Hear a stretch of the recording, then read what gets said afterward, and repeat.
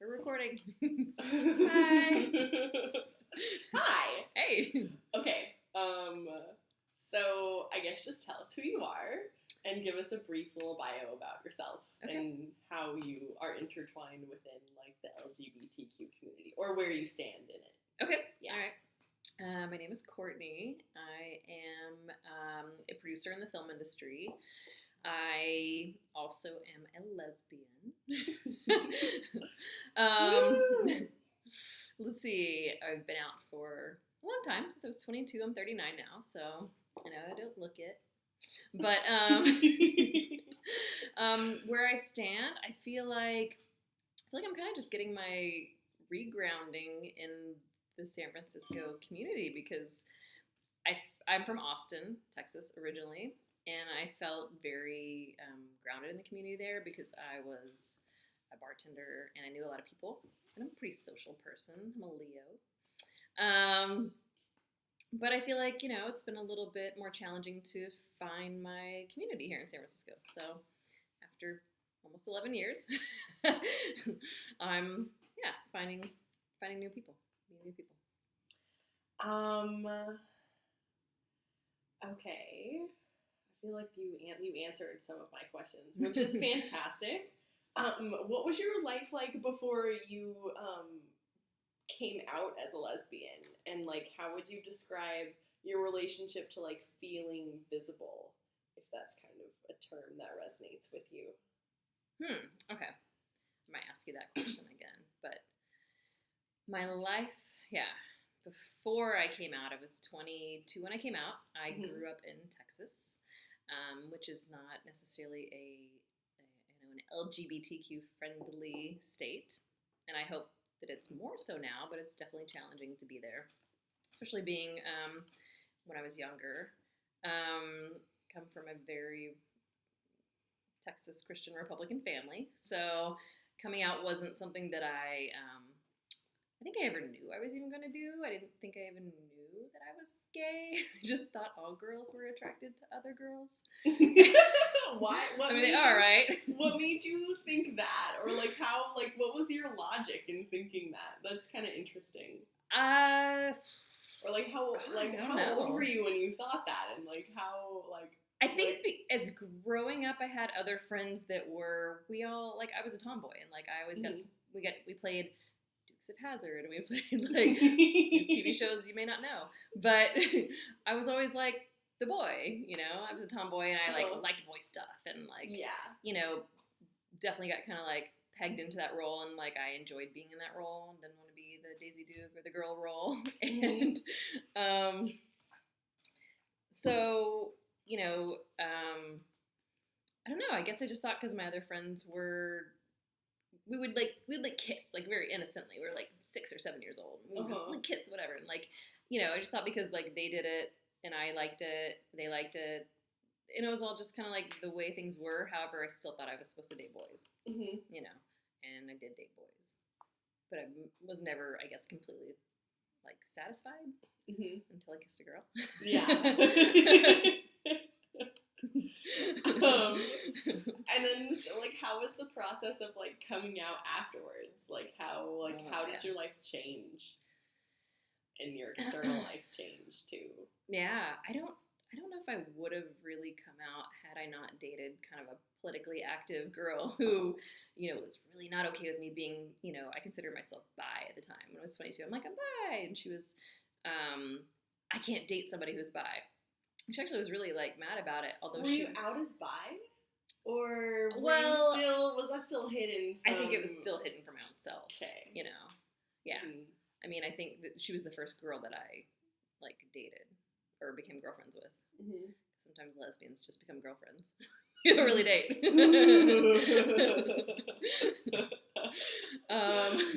Which is what happened. Although it was ironic because she was actually married to a man. So, so I guess, at that point I had had boyfriends, and I, now was dating a woman, and so I assumed I was bisexual, and, then I realized, I guess I'm gay, actually. So,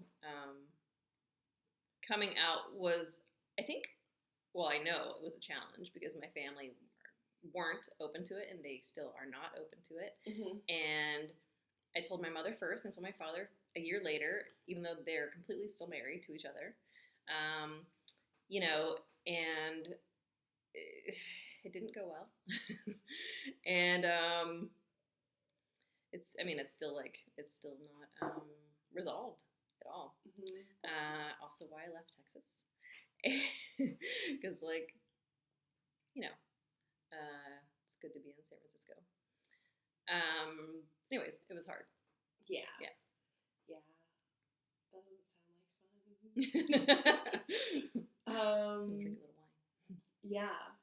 I felt like I had like another question in there that I forgot that came up. You asked me about visibility, but I'm not sure. Yeah. Like, did you feel like you were hiding at all? Like, at some point, did you feel like, oh, I know this and I'm too afraid to say it? Like, did you feel like you were hiding? Yeah. Your true self? Like, even when you were younger, like, all? Like, how was that? Like, did you have... Because I know you said, like, oh, like, I just thought it was normal that, like, girls like girls sometimes. But it was like, did you ever have, like, little spurts of, like, no, this is how I am, but like kind of ignored it, or how did that work out? Absolutely. Yeah. I definitely think, as a child, I probably still like knew and ingrained in my head that I couldn't, even though I thought that girls just liked girls and I was like the boy with the, role playing games, at a young age, I think I still knew like we couldn't be together. And then in high school, when I had crushes on girls, there was no way I could tell them. Like there was, because I knew. I mean, I knew that I would either be ostracized or, called completely negative names. And at that point, I'm not sure there was bullying as much as there is today. Yeah. So I can't imagine. I just knew that there were two lesbians at my school, and they were definitely, called dyke and like all these negative terms, or like the gay boy that we assumed was gay was called fag and whatever, and people treated them absolutely differently, especially in Texas. But there's no way I was ready to even seek that curiosity out to even veer down that path. And what about like growing up in, because like you talk about like being a tomboy, so, I mean, was that an issue at all, like, at home, like, being a tomboy, or was that totally, like, praised at home? It was fortunately, like, not necessarily praised, but it wasn't, like, it wasn't negative. Yeah, I mean, maybe in a way it was, like, it was just accepted, because I think in Texas, we tend to shoot guns. That kind of stuff is okay. There are definitely like we play sports. Like maybe this is like in other states too, but in my growing up, I think like it has something to do with growing up in Texas. Yeah. My friends played sports. I played sports. Like I went hunting with my friend and her dad, and I shot a shotgun when I was probably 12. Like those things were not abnormal or thought of as like, oh, she must be a lesbian. Like. It's like she dresses like a boy and she likes to play cars, and like luckily I didn't get talked out of that, That's really cool. Yeah, my little sister got talked out of all that stuff. Really? Yeah, but raised in like Southern California, so it's like a different vibe. Yeah. I think a really different vibe. That's cool.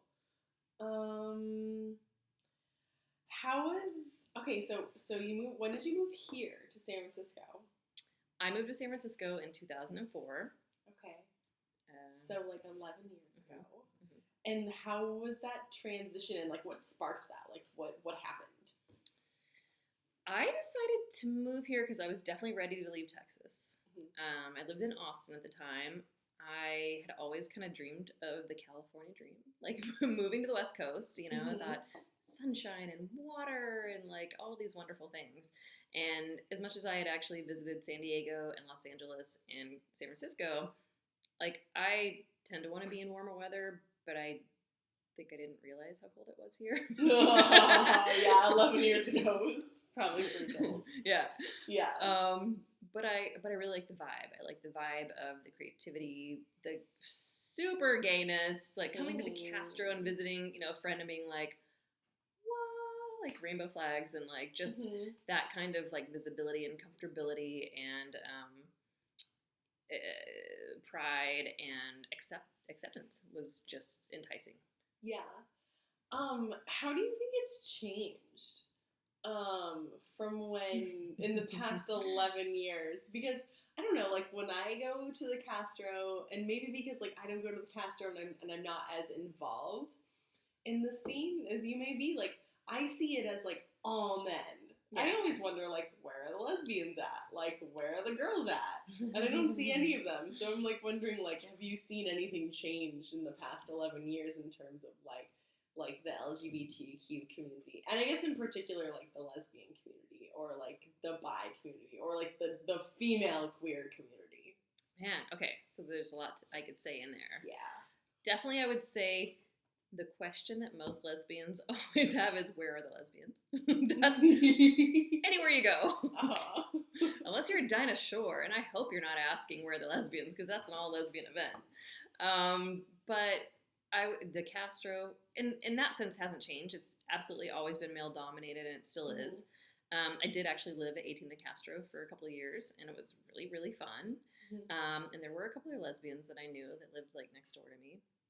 But I would say how things have changed in general in San Francisco is I feel like the LGBT community, I worry it's shrinking. I feel like, things change and there's a whole new kind of like boom era happening now. And on one hand, I feel like lesbians can't even afford to live in the city anymore. They're moving to Oakland. Our lesbian bar closed down. Of all places, San Francisco should have a lesbian bar, and it's gone. And I just feel like even I don't know about gay men. I feel like I'm being stereotypical here, but most men tend to make a little more money, and women tend to make less, which is really unfortunate. So I don't know that I've seen gay men leaving, but I definitely have noticed. Like I live in the Mission, and it used to be a very artistic, very lesbian-centered neighborhood, and now it's a very much more heterosexual with babies and money and like boutiques lining Valencia. And I live like half a block off Valencia, so I've seen this change happen around me completely. Like 3 years, bam. So that's been like sad and frustrating because I feel like I'm the mecca of all gayness, and I'm very, very, very proud of that. And I feel like it's kind of dissipating. Yeah. There's another question you had in there, but I forgot what it was. That's okay. I forgot what it was. Yeah. But that was good. So, I kind of want to move on to like marriage and marriage equality. Okay. And like, well, I guess in general, like just to start off, like how do you see marriage? How do you view marriage? Like what is your idea of marriage and your opinion on marriage? That's a big question. It is.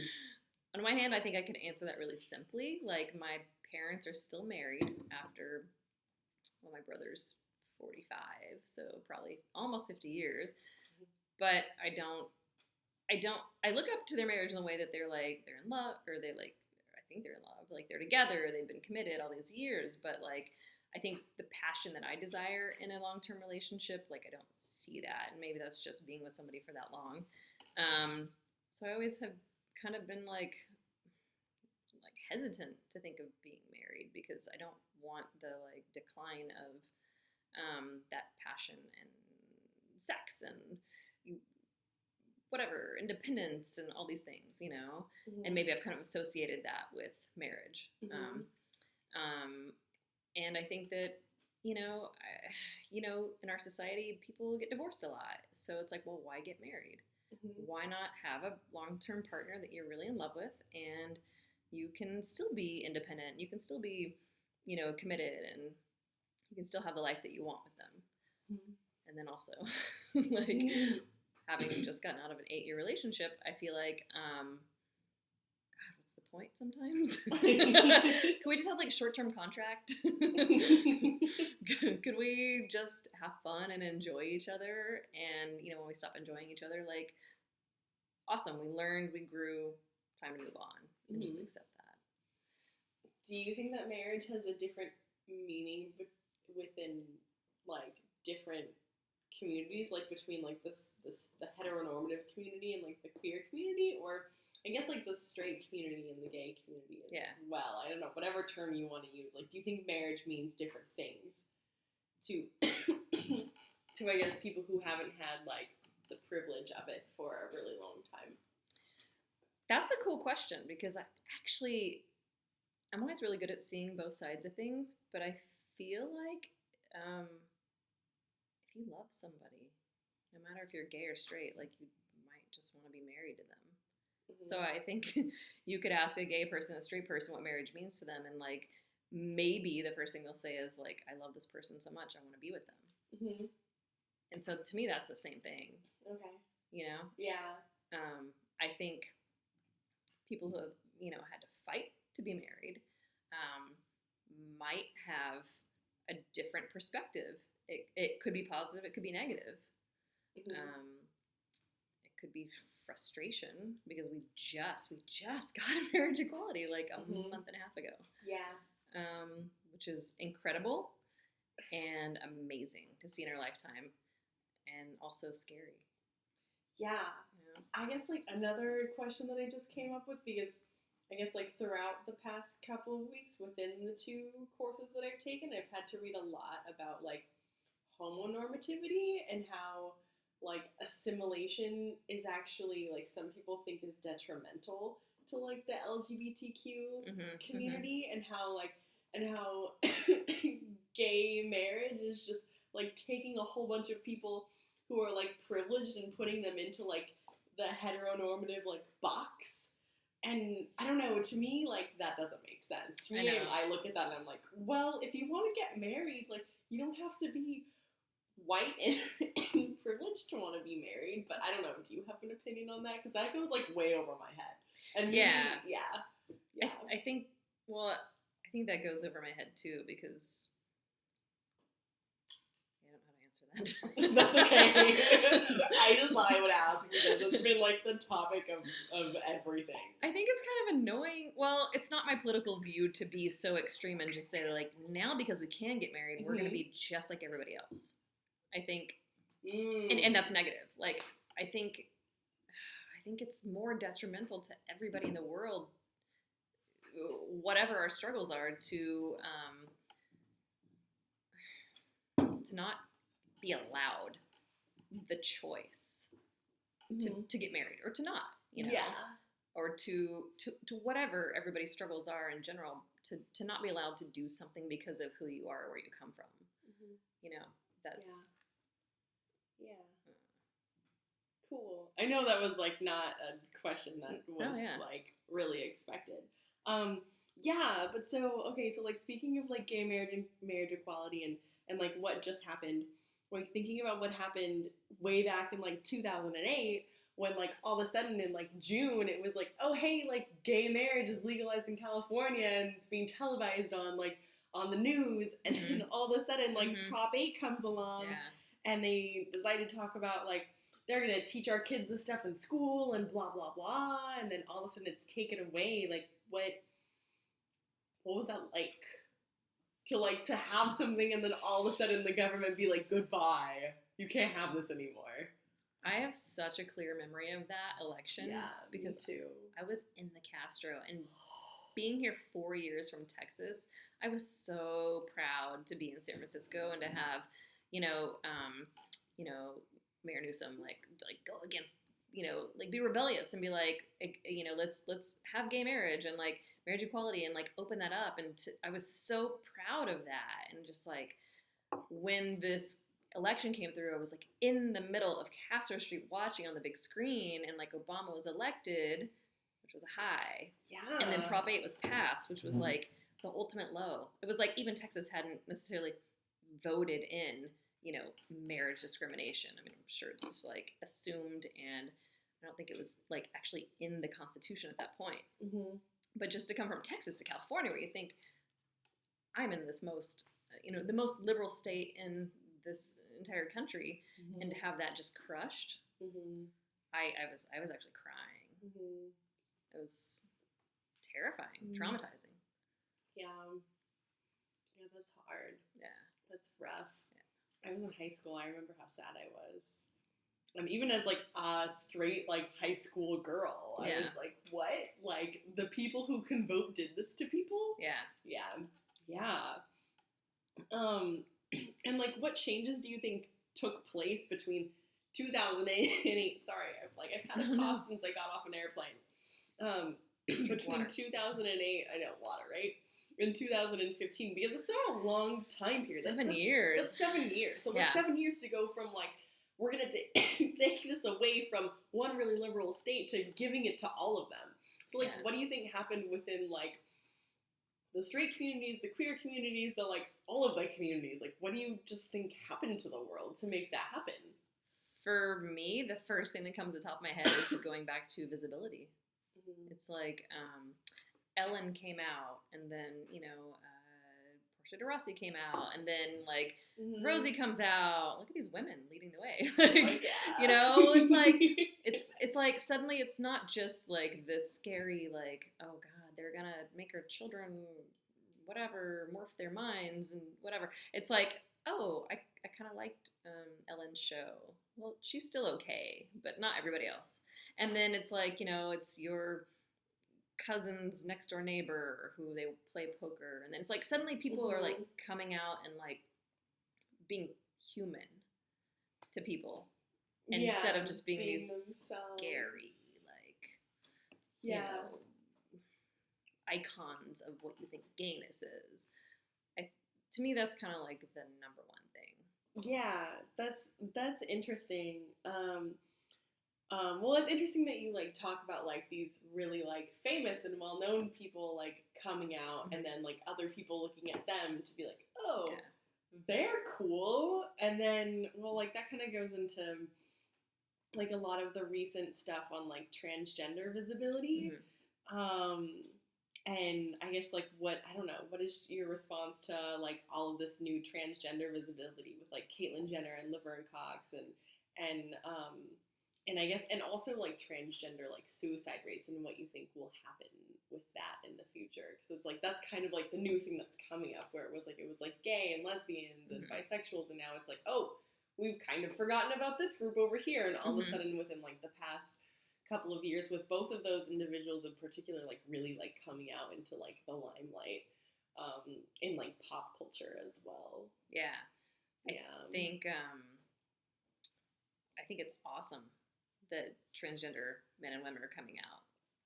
I think that they're human beings, and I really, really support them as people. And I actually I watched these shows. Like I watched this show called Becoming Us, which is actually a really cool show on like ABC Family, which is, you never would expect that, but it's just like kind of documentary style about this kid's dad who came out as transgender female.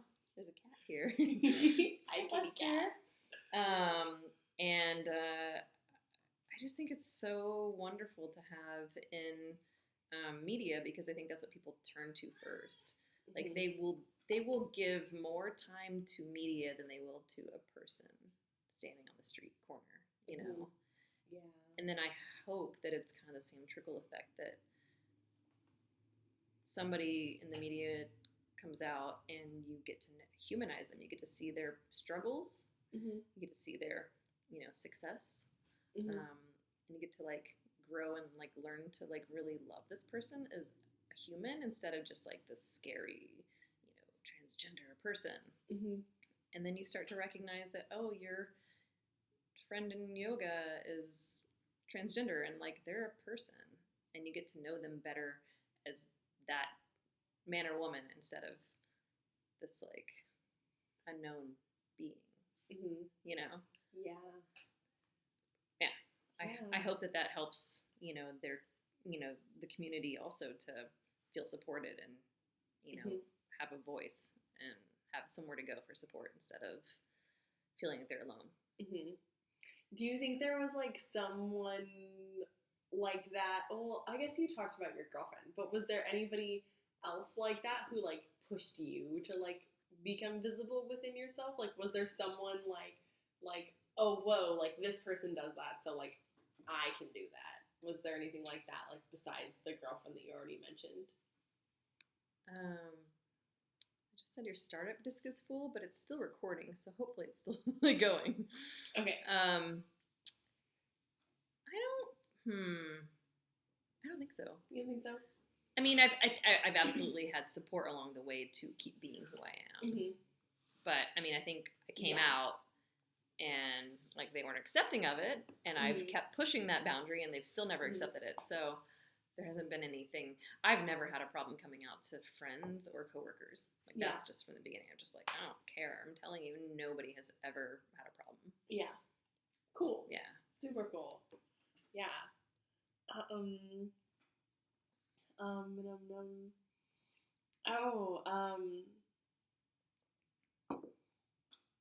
So, what is your opinion about like other political issues that surround the LGBTQ community, other than gay marriage? Just because that's the huge one within like society right now, but there's more. So I don't know, what is your opinion on like where that's gonna go, or like what kind of needs to happen next? Politics? Within like social change in general. Like what's next to create like greater equality? I really hope that it's like getting rid of racism. Mm-hmm. Like that's like I really within the community or just in general? Oh, okay. I thought you meant in social in general. Well, I do hope that that's the next step. Yeah. That's huge. Within the community, well, I was talking with somebody tonight about like even just the fact that within the LGBTQ community, there's just like pockets of tiny communities, and how sometimes we don't feel like a community. You know, like there's like super political correctness, where like we don't all want to hang out with each other because we don't agree with what this group says or this group says, or if there's I don't know, like